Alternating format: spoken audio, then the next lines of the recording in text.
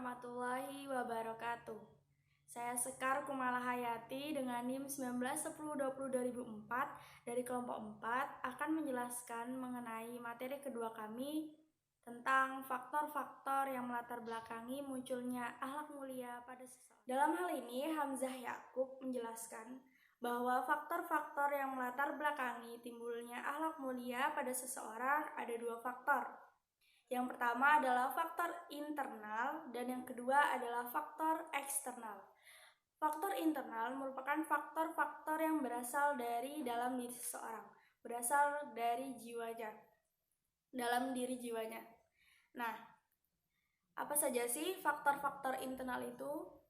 Dan kali ini saya membahasnya, meringkasnya menjadi 3. Yang pertama adalah naluriah, dan yang kedua adalah kebiasaan, dan yang ketiga adalah keinginan yang kuat. Nah, yang pertama, naluriah. Seperti yang kita ketahui bahwa naluriah adalah bersifat sudah melekat dan secara spontanitas. Berarti akhlak tersebut sudah tertanam di dalam dirinya secara naluri. Dan yang kedua adalah kebiasaan. Kebiasaan adalah hal-hal yang dilakukan terus berulang setiap hari yang akhirnya membentuk sifat atau kepribadian seseorang. Dan yang terakhir adalah tekad yang kuat atau azam. Dalam hal ini, seseorang harus memiliki tekad yang kuat ketika ingin berubah menjadi lebih baik. Dan itu merupakan faktor penting untuk merubah jiwa seseorang menjadi berperilaku yang baik. Dan yang faktor kedua adalah faktor eksternal. Faktor eksternal adalah faktor-faktor yang berasal dari luar diri seseorang.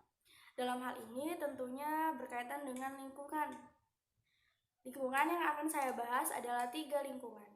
Meliputi yang pertama lingkungan keluarga, kedua lingkungan sekolah, dan yang terakhir adalah lingkungan pertemanan atau persahabatan. Nah, lingkungan keluarga, seperti yang kita ketahui, merupakan lingkungan pokok atau lingkungan yang paling penting dalam membentuk kepribadian seseorang. Karena di dalam keluarga itulah dia lahir dan dari kecil diberikan didikan daripada keluarganya. Bahkan sebelum seseorang lahir ke dunia, dia sudah terlebih dahulu meniru atau mendengarkan perilaku-perilaku orang tuanya yang kemudian ketika dia lahir menjadi suatu sifat bawaan. Dan yang kedua adalah lingkungan sekolah. Seperti yang kita ketahui bahwa lingkungan sekolah di mana mereka mendapatkan ilmu, dan ilmu-ilmu yang didapatkannya itu adalah dapat membentuk kepribadian seseorang. Dengan ilmu mereka dapat mempelajari agama, dengan agama dia juga dapat berperilaku sesuai dengan yang disyariatkan oleh agama Islam, yang menimbulkan akhlak mulia. Dan yang terakhir adalah lingkungan pertemanan. Seperti yang kita ketahui bahwa dalam pertemanan itu kita sering menghabiskan waktu bersama, kemudian sering bertukar pikiran, sehingga tak jarang memang dengan siapa kita berteman, dengan seperti itulah sifat atau karakter kita.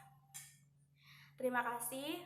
Mungkin hanya itu saja yang dapat saya sampaikan. Saya mohon maaf apabila ada kesalahan kata. Kepada Allah saya mohon ampun. Terima kasih buat kamu yang nonton video ini sampai akhir.